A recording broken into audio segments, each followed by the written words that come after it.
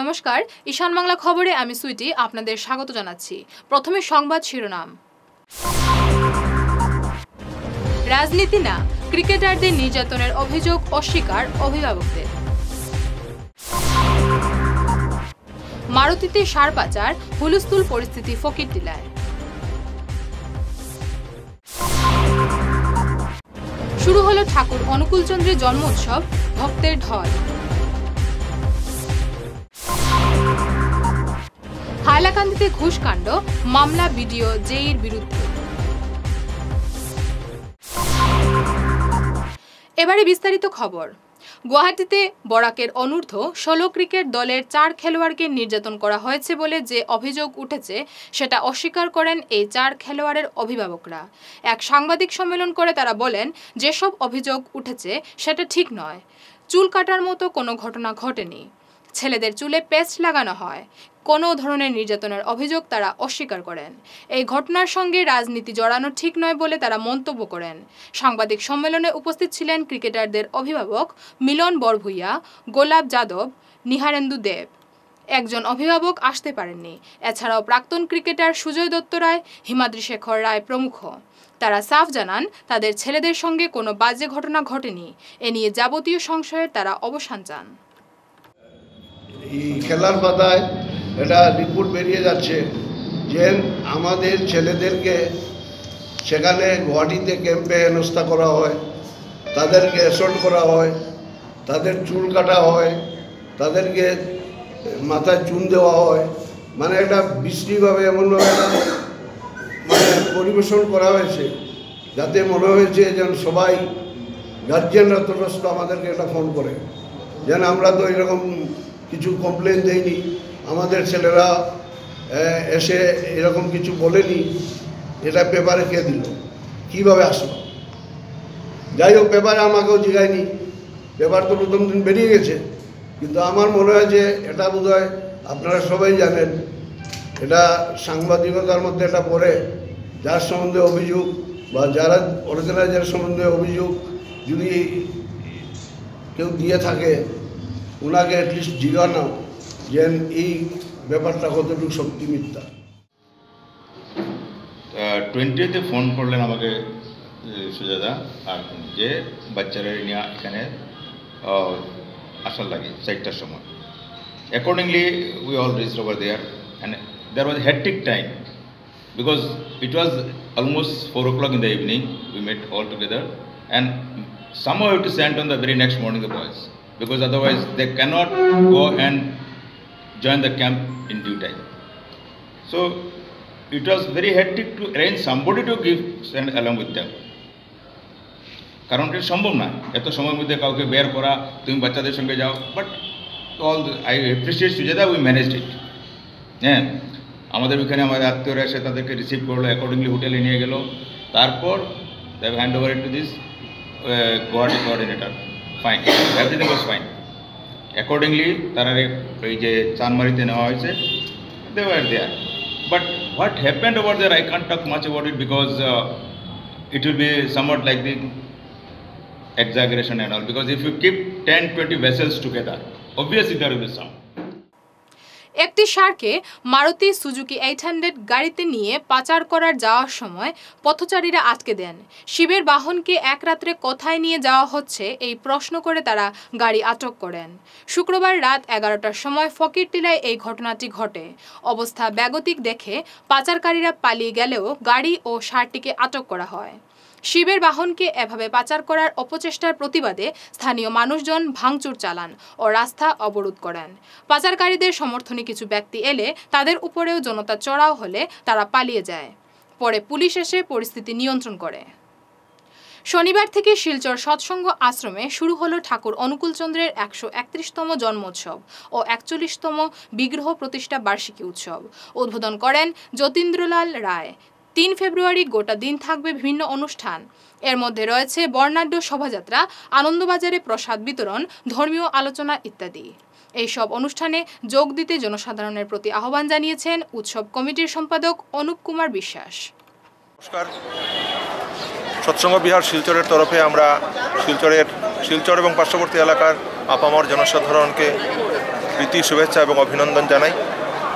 আজ 2রা ফেব্রুয়ারি এবং আগামীকাল 3রা ফেব্রুয়ারি সৎসঙ্গ বিহার শিলচরে শ্রী শ্রী ঠাকুর অনুকূলচন্দ্রের 131তম শুভ জন্মোৎসব এবং শিলচর সৎসঙ্গ বিহার শিলচরের বিগ্রহ প্রতিষ্ঠার 41তম বার্ষিকী উৎসব পালিত হতে চলেছে। আমরা এই উৎসবকে কেন্দ্র করে বিভিন্ন কার্যসূচি হাতে নিয়েছি, যার বিস্তৃত বিবরণ ইতিমধ্যে আমরা বিভিন্ন পত্রপত্রিকায় প্রকাশিত হয়েছে এবং আজ এবং আগামীকাল ধরে বিভিন্ন যে অনুষ্ঠানগুলি রয়েছে তার মধ্যে আজকে দুপুর 2:30টায় উৎসব উদ্বোধন হয়ে গেল। তারপরে মাতৃসম্মেলন হবে, এরপরে সন্ধ্যায় সাংস্কৃতিক অনুষ্ঠান সূচি রয়েছে। আমাদের কিছু আমন্ত্রিত শিল্পীরা রয়েছেন, তারা আজকে সন্ধ্যায় অনুষ্ঠানে অংশগ্রহণ করবেন। আগামীকাল সারাদিনব্যাপী উৎসবের কার্যসূচি রয়েছে। ভোরে উষাকীর্তন হবে, তারপর সকাল 9:30টায় শোভাযাত্রা হবে। শোভাযাত্রা শহর পরিক্রমা করবে। আনন্দবাজারে প্রসাদ বিতরণ আরম্ভ হবে সকাল 11:30টায়, সারাদিনব্যাপী চলবে।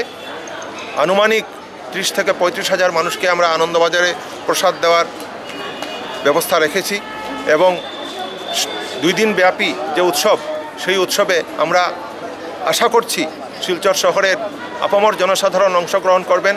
আমাদের অনুমান 60 থেকে 70 হাজার মানুষ এই 2 দিনের উৎসবে যোগদান করবেন, আনন্দে অংশীদার হবেন।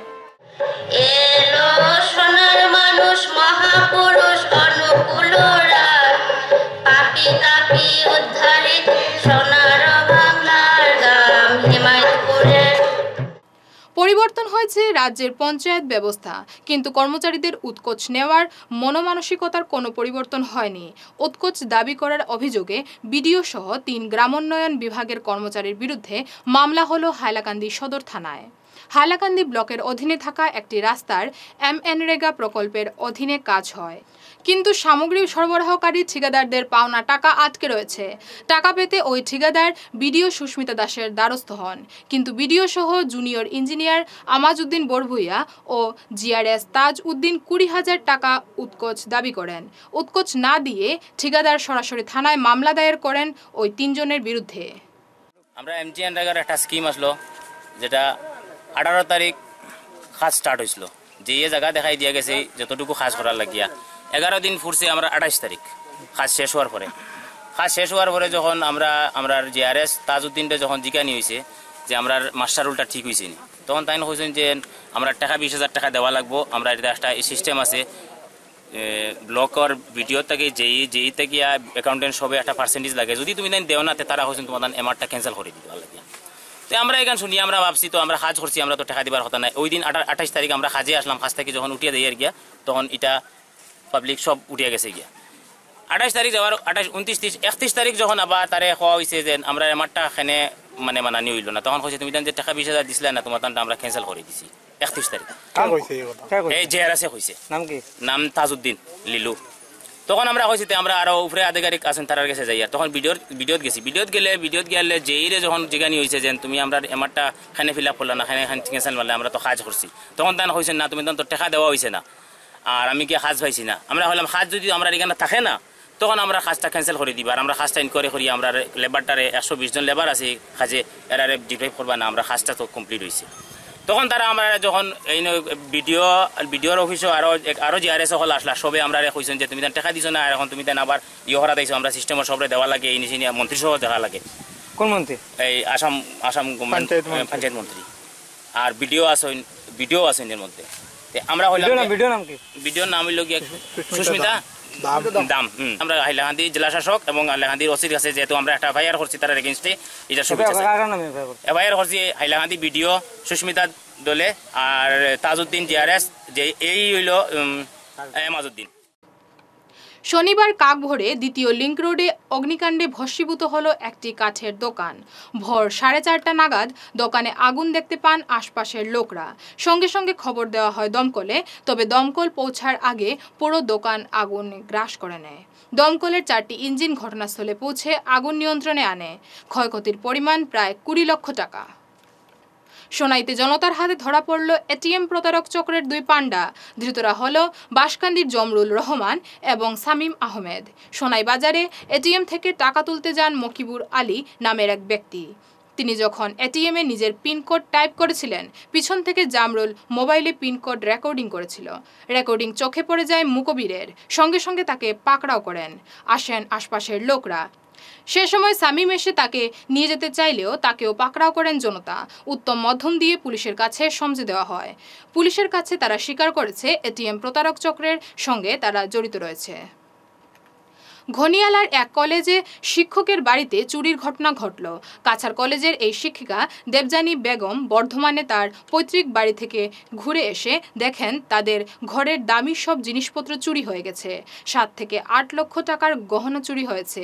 তিনি ঘনিয়ালার এই নাজির মঞ্জিল নামের বাড়িতে ভাড়া থাকেন। এই বিষয়ে তিনি ঈশান বাংলাকে জানান। আমরা 21শে জানুয়ারিতে বর্ধমানে গিয়েছিলাম। তো 31 জানুয়ারিতে বিকালে যখন ফেরত আসি, তখন এসে দেখছি কি ঘরের দরজাটা, আমরা সিঁড়ির সাইড থেকে উঠছি, দেখছি দরজাটা হালকা খোলা আছে। আপনারা এখানে ভাড়া থাকেন? হ্যাঁ, আমরা এখানে ভাড়া। কি নাম আপনাদের বিল্ডিং এর? আমাদের বিল্ডিং এর নাম হচ্ছে নাজির মঞ্জিল। আচ্ছা, তারপর?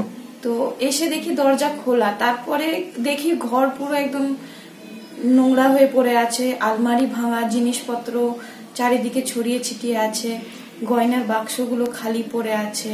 কি কি জিনিস ছিল? অনেকই সোনা গয়নার জিনিস ছিল, তার মধ্যে হীরেরও কয়েকটা জিনিসপত্র ছিল। তো প্রায় আমাদের 25 ভরির থেকেও বেশি সোনা গয়না ছিল আর কি। যেহেতু আমরা 2 বোন, তো মায়েরাও একটু প্রস্তুতি নিচ্ছিল সোনা গয়নার জন্য। তো এইভাবে আর কি দেশে দেখলাম কি পুরো জিনিসপত্র ছড়ানো। তারপরে পুলিশকে খবর দেওয়া, পুলিশ এসেছে, দেখলো, তারপরে কুকুরও নিয়ে এসেছে, তারপরে খোঁজাখুঁজি হলো, কিন্তু তারপরে তো আর কিছু পরিণাম দেখতে পাচ্ছি না। আপনি বলছেন আপনার ঘরে এই মানে প্রিপারেশন চলছিল, মানে জিনিসপত্র নিয়ে। তো আশেপাশের কেউ জানতো? আশেপাশে মানে লোক জানতো আপনাদের বিল্ডিং এর? আমরা তো এখানে 5 বছর ধরে প্রায় আছি এখানে। তো আশেপাশে পাড়া প্রতিবেশী তো হয়েছে, তারাও একটু আধটু কখনো কিছু হলে আমরা নতুন বানিয়েছি একটা, যেটা মহিলাদের মধ্যে হয়, দেখো এই বানিয়েছি, এইটুকু হালকা একটু সবাই না হলে জানতো। কখনো কখনো পড়েছি তো সেগুলো দেখতো কবে বানিয়েছি। আপনাদের বিল্ডিং এ টোটাল কতজন ভাড়াটে থাকে? আজকে এখন 2টো ভাড়াটে আছে। বদরপুরে দেওবাইল গ্রামে এক বড় অগ্নিকাণ্ডের ঘটনা ঘটে। এতে 5টি বাড়ি পুড়ে ছাই হয়ে যায়। পরে বদরপুর থেকে দমকল এসে আগুন নেভায়। আব্দুল জলিল, মাখন উদ্দিন ও আব্দুল জব্বারের ঘর পুড়ে যায়। আমুল তাজা দুধের একটি লরি হঠাৎ রাস্তার পাশে একটি দোকানে ঢুকে পড়ে। গাড়িটি হঠাৎ টার্নিং নিতে গিয়ে মকুইভাঙ্গার আব্দুল জব্বারের দোকানে উঠে পড়ে। অবশ্য প্রাণহানির ঘটনা ঘটেনি। আসাম বিশ্ববিদ্যালয়ের রাস্তা 4 লেনের করার দাবি জানালো অখিল ভারতীয় বিদ্যার্থী পরিষদের আসাম বিশ্ববিদ্যালয় শাখা। জেলাশাসকের কাছে দেওয়া এক স্মারকপত্রে সংগঠনের পক্ষ থেকে শিলচর হাইলাকান্দি রোডের আসাম বিশ্ববিদ্যালয় অবধি রাস্তার দ্রুত সংস্কারের দাবি জানানো হয়। একই সঙ্গে এই রাস্তাকে 4 লেনে উন্নীত করার দাবিও জানানো হয়। डीसी कचर से जो बराक वैली का रास्ते के लेकर और हमारे असम यूनिवर्सिटी में जो जितना भी अंदरूनी रास्ते के प्रॉब्लम है उसके लेकर एक मुलाकात किया करके एक मेमोरेंडम दिया है। और हमारा अखिल भारतीय विद्यार्थी परिषद की तरफ से ये डिमांड रखा गया है कि डीसी के अंदर अति शीघ्र से शीघ्रतम ये काम वो करे और इसका कॉपी भारत सरकार तथा असम सरकार को भेजकर इसका अति जल्दी ये काम पूरा करने के लिए हमारे तरफ से उनके डिमांड रखा गया है। और उनके तरफ से भी एक प्रतिश्रुति दिया गया है कि ये जल्दी से जल्दी ये काम वो करके दिखाएंगे। আজ আমরা এখানে সবাই ডিসি অফিসে সমবেত হয়েছি আমাদের কাছাড় জেলার মাননীয় ডিসি মহাশয়ের কাছে একটি মেমোরেন্ডাম, একটি আবেদনপত্র নিয়ে, যার মূল বিষয় ছিল যে শিলচর টু হাইলাকান্দি রোডের যে রাস্তাটা সেটা যাতে অতি শীঘ্রই মেরামত করে দেওয়া হয়। কারণ বিভিন্ন স্তর থেকে বিভিন্ন জায়গা থেকে আসাম বিশ্ববিদ্যালয়ের ছাত্রছাত্রীরা পড়াশোনা করতে ঠিক এই একই রাস্তা দিয়ে যাতায়াত করে প্রতিদিন কিছু না কিছু সমস্যার সম্মুখীন হতে হচ্ছে ছাত্রছাত্রীদের। 2019 সালে হজযাত্রীদের প্রশিক্ষণ শুরু হয়েছে ইটখোলা ঈদগাতে। এই প্রশিক্ষণ চলবে 3 মাস। জেলা হজ কমিটির পক্ষ থেকে জানানো হয় এবার কাছাড় জেলায় হজযাত্রীর সংখ্যা 579 জন। এর মধ্যে 399 জন পুরুষ ও 180 জন মহিলা। ট্রেনিং আজকে থেকে প্রতি বছরের ন্যায় এই বছরও হজযাত্রীর ট্রেনিং প্রশিক্ষণ আরম্ভ হচ্ছে আজ ইটখোলা ঈদগাহ মসজিদ প্রাঙ্গণে। 8 চলবে 3 মাস ব্যাপী, 3 মাস 3.5 মাস ব্যাপী এই প্রশিক্ষণ চলবে। এই এবার হজযাত্রী কতজন রয়েছেন কাছাড় জেলা? এই বছরের হজযাত্রী 579 জন, এর মধ্যে পুরুষ 399 জন আর মহিলা 180 জন। সোনাই রোডের মুর্শিদুল আলম একাডেমির বার্ষিক অনুষ্ঠানে মাধ্যমিকে কৃতিত্বের জন্য 48 জনকে সংবর্ধনা জানানো হয়। অনুষ্ঠানের উদ্বোধন করেন ডক্টর সিদ্ধার্থ ভট্টাচার্য, পরিচালনা করেন অধ্যক্ষ শাকিল আহমেদ। ফেয়ারওয়েল কাম অ্যানুয়াল ডে, অ্যানুয়াল স্পোর্টস হয়েছে, অ্যানুয়াল স্পোর্টসের পরে প্রাইজ ডিস্ট্রিবিউশন হবে, যারা মেরিটে পাস করেছে তাদেরকে প্রাইজ ডিস্ট্রিবিউশন করা হচ্ছে। আর এই প্রোগ্রামটা আমরা স্কুলের জন্মলগ্ন থেকেই করে আসছি, আর প্রতি বছরই করা হয়, প্রতি বছরের নিয়ে এবারও করা হচ্ছে আমাদের এই প্রোগ্রাম। শিলচরে অনুষ্ঠিত হলো ইন্ডিয়া নেক্সট ডিভা গ্র্যান্ড ফিনালের অডিশন। শিলচরে গোলদিঘি মলে এই অডিশন অনুষ্ঠিত হয়। এতে বহু প্রতিযোগী অংশ নেয়। কোঅর্ডিনেটর জিৎ দাশগুপ্ত ও নিরুপম শর্মা এই অডিশন পরিচালনা করেন। আজকে অডিশন হচ্ছে Indian Next Top Diva 2019 and এই অর্গানাইজেশনটা অনেকটা অলরেডি পেজেন্ট শোস করে এসছে since 2-3-4 years maybe, and it's a very successful organisation and এটা এখন ন্যাশনালি হবে, ইন্ডিয়ার one of the biggest platform and I hope মানে অলরেডি অনেক জায়গায় আসামের অনেকটা জায়গাতে, লক্ষিমপুর অ্যান্ড অনেকটা জায়গাতে অডিশন হয়ে গেছে and I am really honoured যে আমাকে চুজ করা হয়েছে টু জাজ this audition from on behalf of Silchar and I hope যে আমি ভালো কন্টেস্টেন্ট দিতে পারবো and I am really excited and what else I am really কী বলবো অনার্ড টু ওয়াজিদ যে আমাকে সিলেক্ট করে মানে জাজের মানে। সংবাদ শেষ করার আগে বিশেষ ঈশান বাংলা খবর আরও একবার। রাজনীতি না, ক্রিকেটারদের নির্যাতনের অভিযোগ অস্বীকার অভিভাবকদের। মারুতিতে সার পাচার, হুলস্থুল পরিস্থিতি ফকিরটিলায়। শুরু হলো ঠাকুর অনুকূলচন্দ্রের জন্ম উৎসব, ভক্তের ঢল।